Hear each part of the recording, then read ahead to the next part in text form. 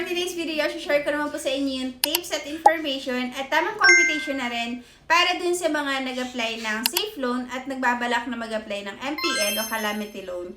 So, this video is share ko sa inyo yung computation nun. At tandaan nyo lang din po na yung MPL o yung salary loan, calamity at yung safe loan, ay isa lang po yung pinanggagalingan nun. Yung 90% ng regular savings lang po natin. At pagdating naman po sa pagbabayad, kung ano lang po yung natanggap nyo, kung ano lang po yung net proceeds na nakuha nyo, ayun lang po yung babayaran nyo kay Pag-ibig. Hindi po yung talagang total amount ng regular savings na kinumpute sa inyo. Tandaan nyo po ako, magkano lang po yung nakuha nyo, o magkano lang po yung na-credit sa inyo, ayun lang po yung babayaran nyo kay Pag-ibig. So, this video po is share ko sa inyo ng step by step para malaman nyo na rin kung magkano yung expect nyo pag nag-loan kayo ng MPL. So, unang gagawin po natin is pupunta po tayo sa regular savings para malaman natin magkano nga ba yung total savings natin dito kay Pag-ibig. So, ibaba nyo lang dyan. Makikita nyo yung total savings na 26,663.44. At para makuha yung 90% nyan, ita-times lang natin sa 0.90.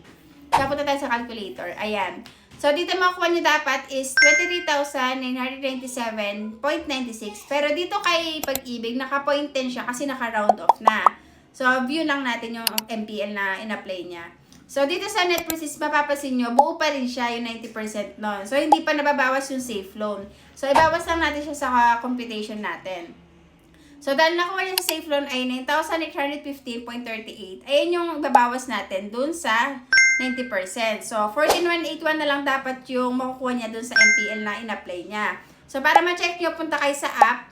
Yan, click yung MPL, view application, at ayan, 14,181.72 na lang. So, kung magkano lang yung na-credit sa inyo, ayun lang po yung babayaran nyo kay Pag-ibig. Hindi po yung mismong 23,000 na nakita nyo kanina.